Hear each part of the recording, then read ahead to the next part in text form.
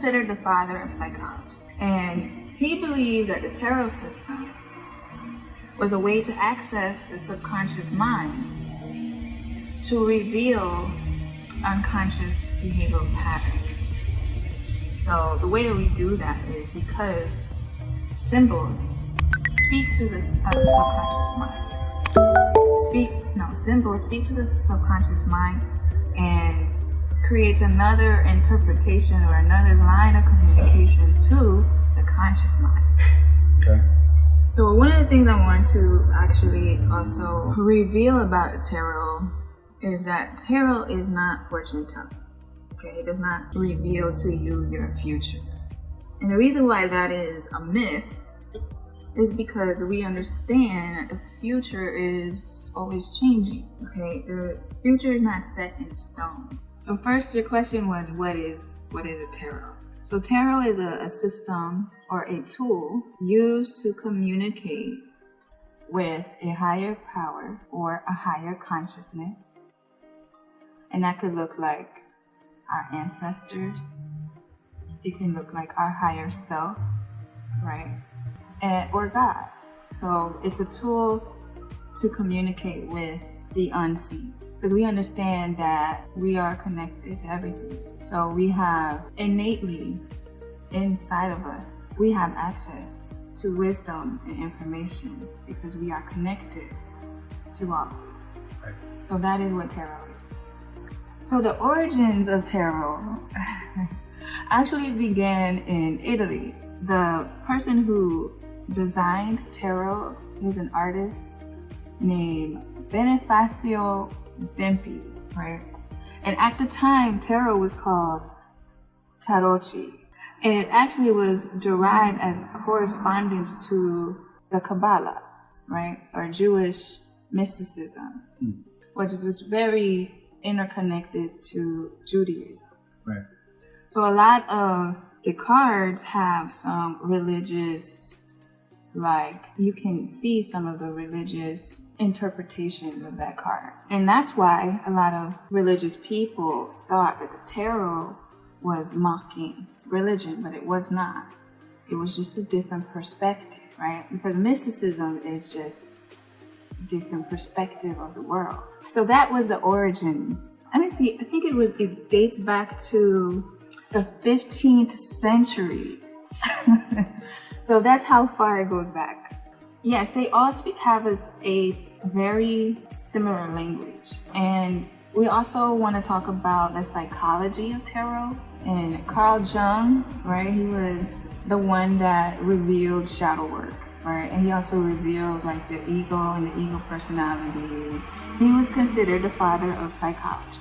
And he believed that the tarot was a way to access the subconscious mind to reveal unconscious behavior patterns. And the way that is done is through symbolism, because symbolism is what we embed into our subconscious mind to speak to our conscious mind.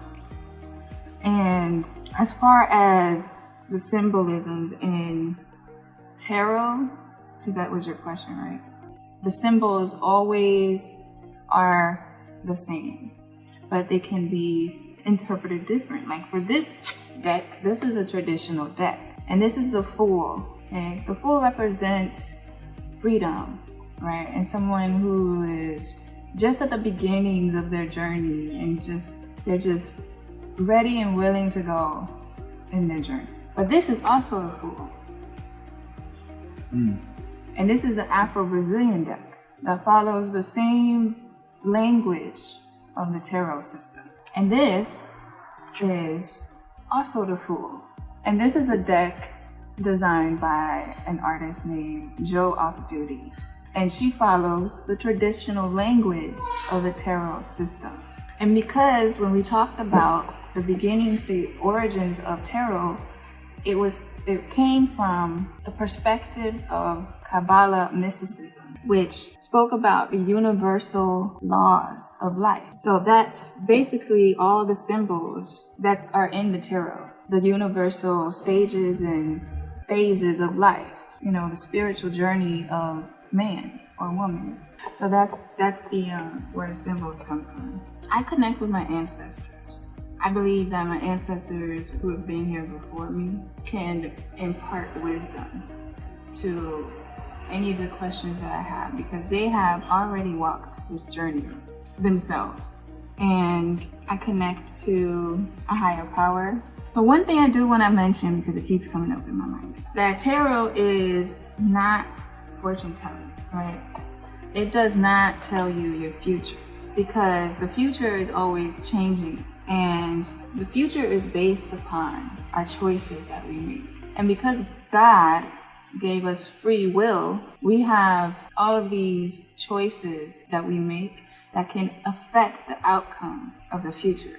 So what tarot actually is a roadmap or a blueprint of what that path might look like for you based on the choices you make, right? And that would look different if you decided to choose something different. So some people might approach tarot and ask tarot or our ancestors or our higher power, but we'll stick to tarot for now. Will I be successful in life?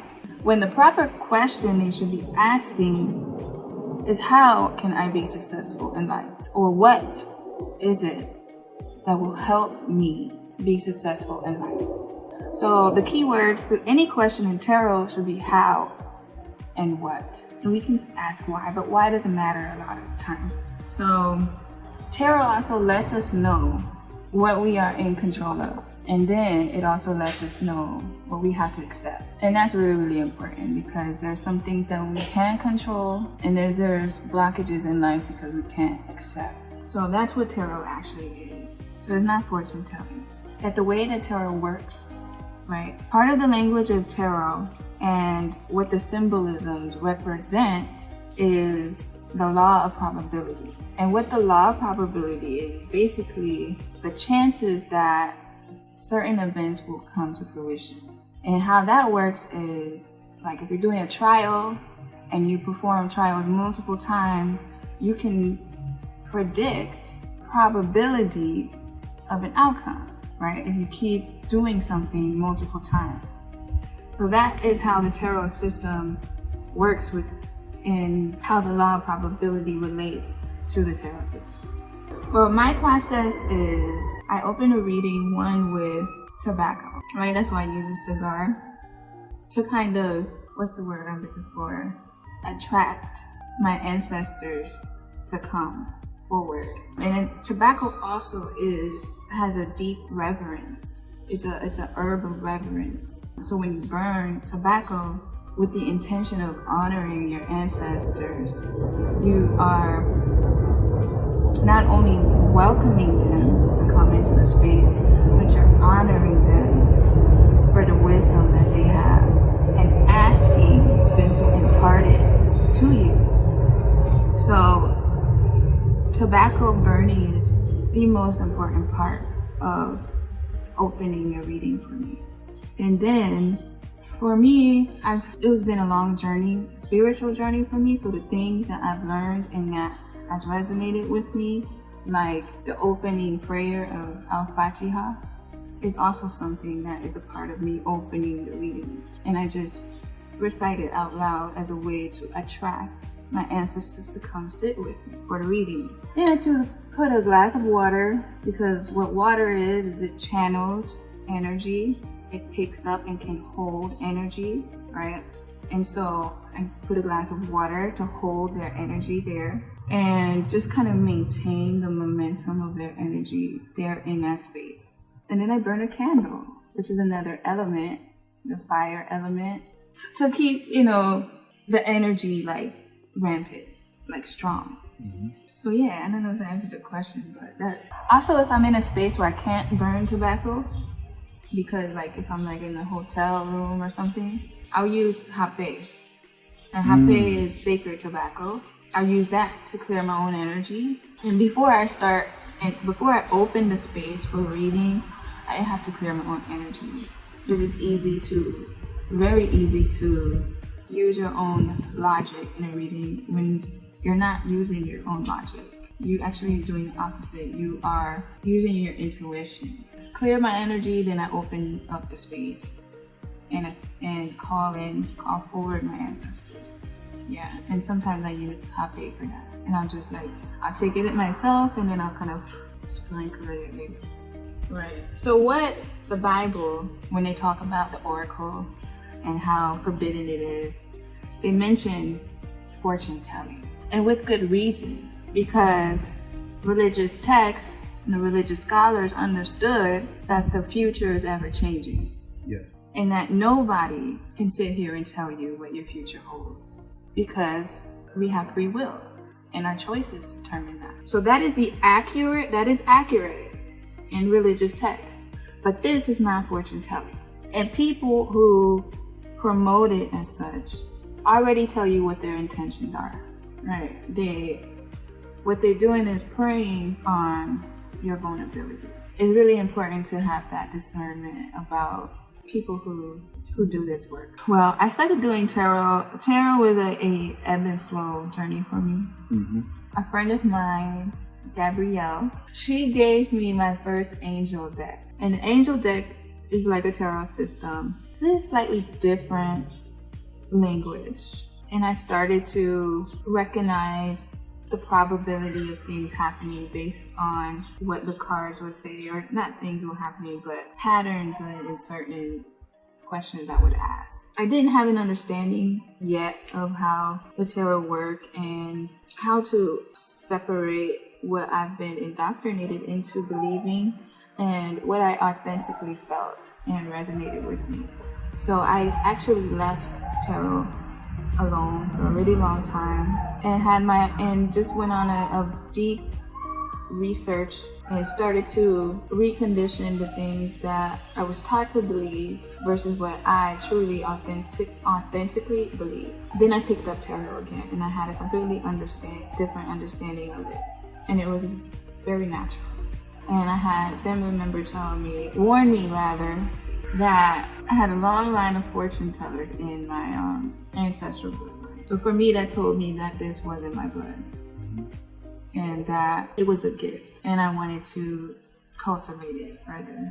I learned that the tarot doesn't sugarcoat. It tells you exactly what you need to hear, and it really is dependent on if you're ready to hear it. I remember pulling a card in a relationship that I was in, and the card that I got was the Devil card. And I was not ready to hear that message at the time. What it did was it made me look at all the perspectives, or maybe see where I may have been clouded in my own perspectives regarding that relationship. And slowly but surely, I come to know that the message was true.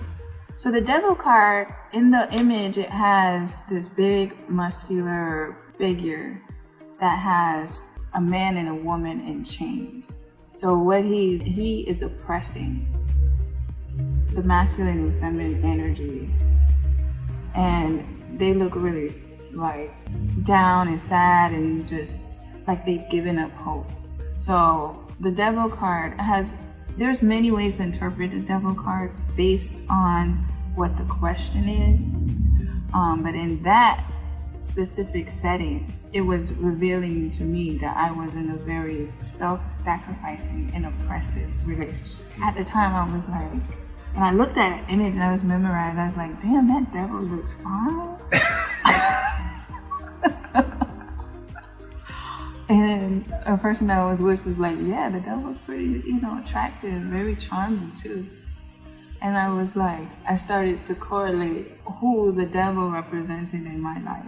And I was like, damn, could it really be that? And it was really that. I do tarot now as an act of service to my ancestors who were subjugated for doing this work and who were prosecuted for doing this work and who had a love for humanity and wanted to evolve and elevate humanity for doing that. So this is what I do tarot. So where do you see yourself going personally with tarot, and where do you see yourself going as far as practicing tarot for the purpose of helping others? So there are several ways I want to implement tarot in my own practice. One is to just help people with having a deeper understanding of themselves and the journey that they're on, but also as a means to evolve the conditionings that we have surrounding our authenticity and our sexual, spiritual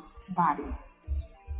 Because there's many layers there, and tarot has the capacity to unpeel all the layers. I would say that if they are asking, if they have the curiosity, that is already telling that you should do it. The only reason why you might not decide to do it or get a reading is because you might have certain conditioning or belief systems sit around what tarot is. So, and there are actually, I should mention that tarot is a tool, right? I did say that earlier. Mm-hmm. There's many different ways to do divination. There are people who use sticks, chicken bones, or tea leaves in their tea and read the images that come through from the tea leaves. And then there are people who don't need anything. Mm-hmm. They use purely their intuition and the channels that they personally have cultivated to communicate with the unseen. So eventually I might not be 5 years from now, I probably won't need to use my cards no more. I don't know if it's going to evolve with chicken bones or nothing at all, but Cowrie shells. or cowrie shells, right? Anything could be a tool, because that's what it is. It's just a tool. Okay, so if people wanted to get in contact with me, you can reach out to me on Instagram, right? That's where the party be at most of the time. Or you could send me an email, surfingpoet@inanarose.com. Also my website, where is the home base for all of my work, which will be kundalini-roses.com. So what you can expect from a reading is that there will be a level of guidance, right? And there will be a level of coaching. There's going to be challenging some of your belief systems, maybe, or whatever the question you might have. So my goal is to make you feel edified and feel like you can take something away. Alright, so I bounced up on here to let y'all know we just did the video and it's gonna be dope. Yeah, you know what, some serious shit about to happen if I got the cigar.